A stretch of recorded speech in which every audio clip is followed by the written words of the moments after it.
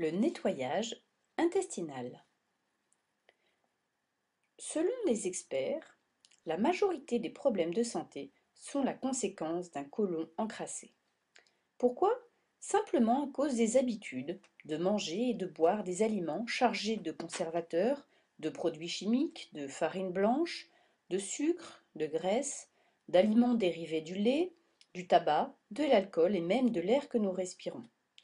Cela provoque une accumulation de matière fécale qui stagne dans le conduit intestinal. Le côlon est un système d'évacuation, mais avec la négligence et les abus, il devient une poubelle. Quand il est propre et normal, nous sommes bien et heureux. Mais laissez-le stagner et macérer, il va s'empoisonner avec la fermentation et la putréfaction, en empoisonnant le cerveau et le système nerveux, le cœur, les poumons et le sang, les organes digestifs, enfin tout le corps en général. Imaginez-vous, si vous ne vous brossiez pas les dents pendant 5 mois, qu'est-ce qui se passerait avec votre bouche? Imaginez-vous, si vous ne vous douchiez pas pendant 5 mois, 10 ans ou 20 ans, qu'est-ce qui se passerait avec votre corps? C'est la même chose qui se passe pour l'intérieur de votre corps, le système intestinal. Saviez-vous que 8 personnes sur 10 ont des parasites, des vers? Si vous ne le croyez pas, lisez le livre du docteur Louis Gentleman. Devine ce qui est venu dîner. Savez-vous que n'importe quelle personne ordinaire porte entre 1,5 kg et jusqu'à 12 kg de matière fécale, des excréments, dans le côlon? Savez-vous qu'une pièce de viande pourrit plus rapidement dans le côlon que si vous la laissiez en dehors du réfrigérateur? Saviez-vous que le poulet que vous achetez au supermarché est plein d'hormones qui peuvent vous causer des problèmes et des déséquilibres hormonaux dans votre organisme? En résumé, saviez-vous que la mort commence dans le côlon et que si vous ne faites pas de nettoyage intestinal, peu à peu vous vous suicidez?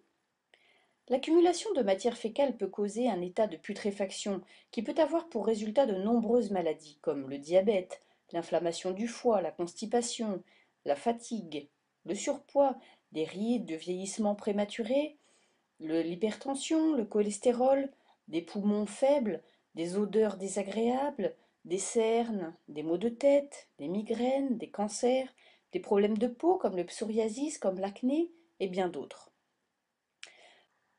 L'an dernier, plus de 150 000 personnes sont mortes du cancer du côlon au Mexique. Le docteur John Christopher, scientifique international et auteur de nombreux ouvrages sur la nutrition, affirme que la majorité des maladies sont les conséquences d'intoxication et de déficiences dans le corps. Le narrateur va raconter donc ce qui lui est arrivé, il y a près de 10 ans en arrière. Je me trouvais dans un mauvais état de santé, comme beaucoup d'entre vous sans doute aujourd'hui. Je perdais mes cheveux, j'avais un gros ventre, des yeux cernés, je sentais des pieds, peu importe le nombre de fois par jour que je pouvais les laver. J'avais le foie enflammé, je me sentais faible, et déjà à partir de 3 heures de l'après-midi, je m'asseyais dans un fauteuil et je m'endormais pour 2 ou 3 heures sans envie de faire quoi que ce soit. Alors j'ai fait ce que beaucoup font. J'ai appelé mon médecin qui m'a immédiatement fait entrer à l'hôpital pour faire une série d'examens.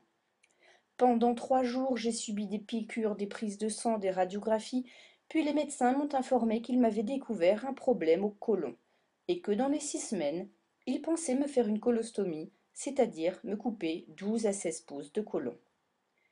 Bouleversée, je suis rentrée à la maison, et un après-midi, 2 jours après, je pensais même à me tuer. Mais une amie a entendu parler de mon problème, et m'a recommandé de faire un nettoyage intestinal. Sur le moment, je ne l'ai pas cru.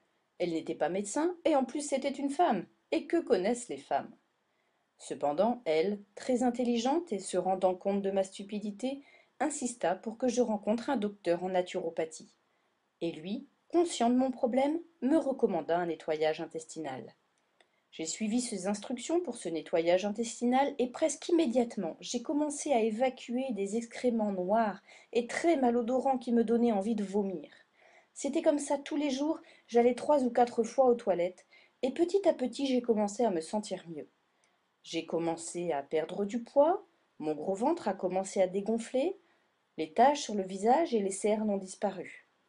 Mon inflammation du foie a disparu également et j'ai perdu 2 pouces de tour de taille.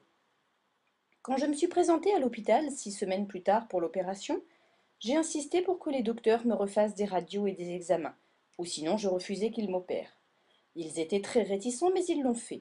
Et ils ont découvert, avec une grande surprise, que j'avais le côlon le plus propre et le plus sain qu'ils avaient jamais vu, et qu'en conséquence je n'aurais pas besoin de l'opération.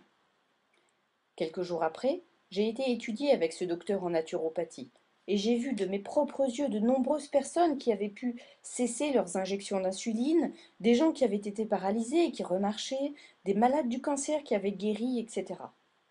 En réalité, nous ne sommes pas seulement ce que nous mangeons, mais aussi ce que nous digérons et éliminons. Souvenez-vous, tout ce qui rentre ne ressort pas forcément. Il faut se souvenir que tout ce que nous mangeons, il faut le digérer et l'éliminer en 24 à 32 heures. La constipation chronique augmente le risque de cancer du sein chez la femme. Souvenons-nous que le corps n'est pas sain s'il n'est pas propre à l'intérieur. Mettre des médicaments et des aliments dans un corps sale, c'est comme manger dans une assiette sale.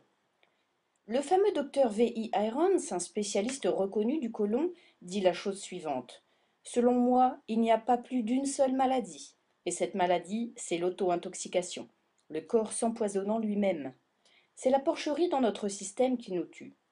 Je suis convaincu qu'à moins que vous ne nettoyiez votre côlon, vous ne serez jamais en bonne santé. Nous sommes comme une voiture. Vous n'achèteriez pas une voiture neuve, puis ne jamais lui changer l'huile. Alors pourquoi ne faites-vous pas également la vidange de votre organisme? Souvenez-vous, peu importe combien de fois nous lavons la carrosserie de la voiture, si nous ne changeons jamais l'huile du moteur, avec le temps, le moteur va se détraquer.